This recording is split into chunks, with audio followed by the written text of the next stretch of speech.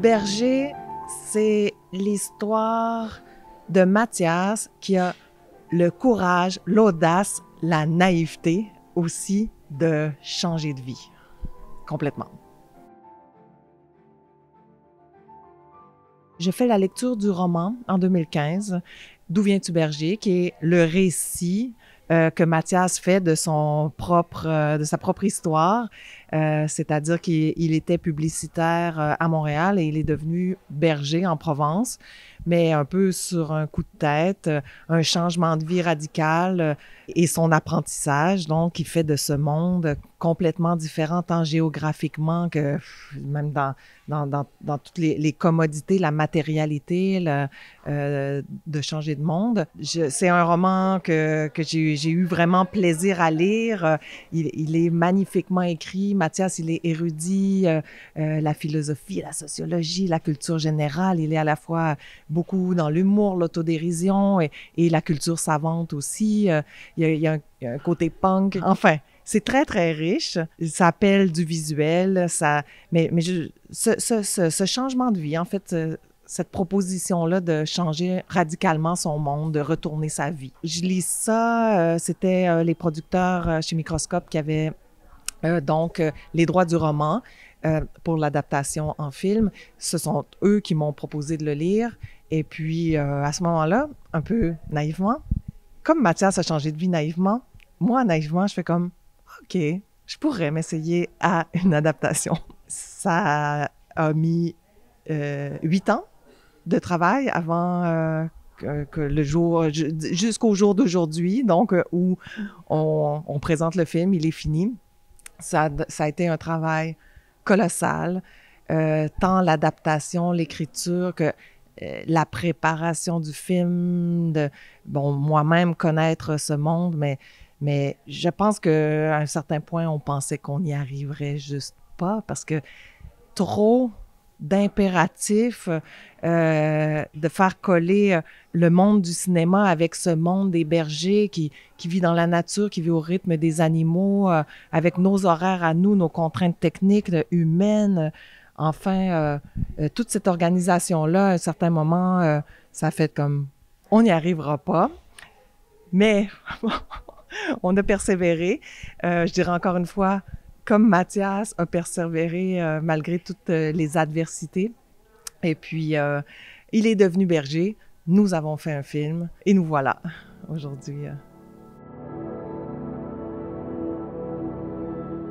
Je pense que la liste serait infinie des contraintes qui sont celles de, effectivement, la première à laquelle on pense, travailler avec des animaux. Par moment, on a 3000 brebis quand on fait la transhumance, quand on traverse des villages, des routes. Donc, la transhumance, c'est cette marche à pied que fait le berger avec son troupeau. Il part du sud de la France, de la Provence.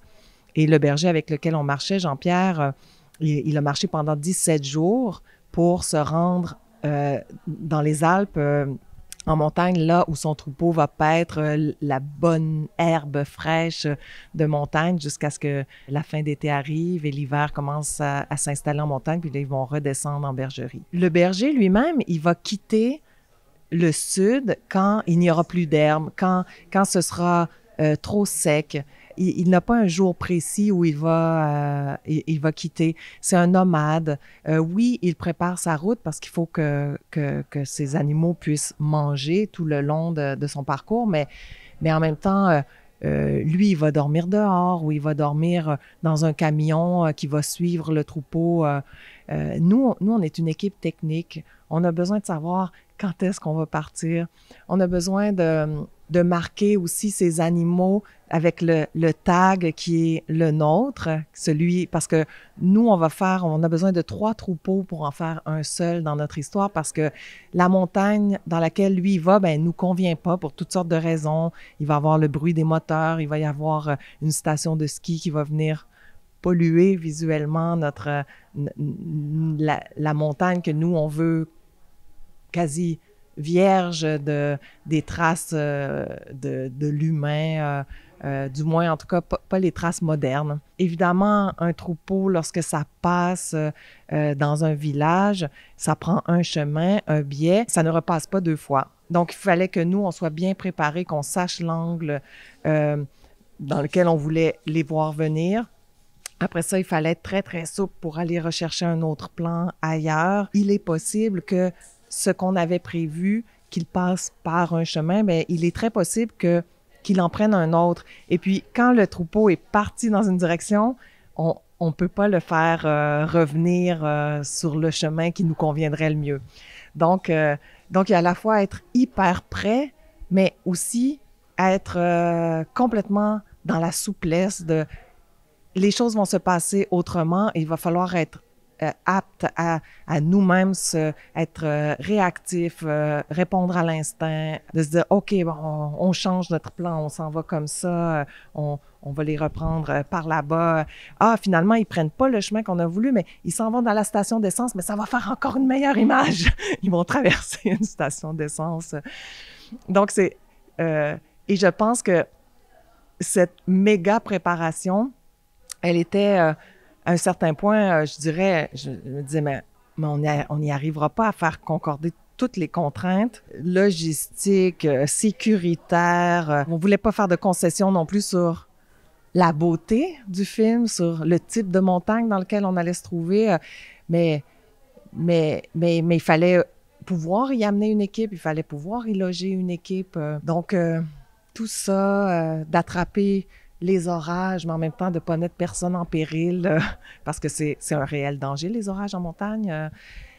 Je dirais, à un certain moment, ça a juste fait comme, OK, on s'est préparé pendant quelques années, on a créé des liens, des amitiés étroites avec des gens qui ont confiance en nous, on a confiance en eux. Ça prenait ça, évidemment, des vrais bergers, des éleveurs.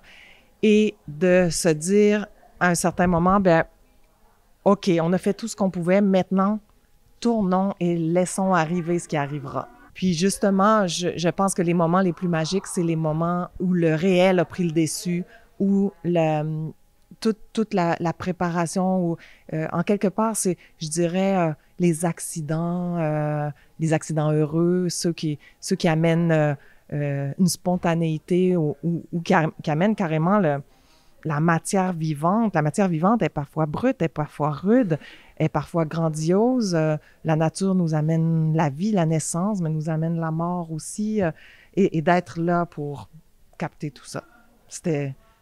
C'est la mission que je me suis donnée, c'est celle que j'ai transmise aux acteurs, à l'équipe, à la caméra. J'ai eu une collaboratrice exceptionnelle en Andréline Beauparlant à la direction artistique qui est à la fois, qui aime les grands défis en termes d'environnement visuel, de décor. Là, elle avait des défis majeurs, mais qui a aussi une sensibilité humaine, documentaire qui est très, très grande. Je pense que j'avais la collaboratrice de rêve pour faire ce film-là avec elle. On s'est préparé du mieux qu'on pouvait. On a pris de grands risques. La nature, les animaux, les bergers, la montagne nous ont mis au défi, mais nous ont aussi offert énormément de grandes récompenses.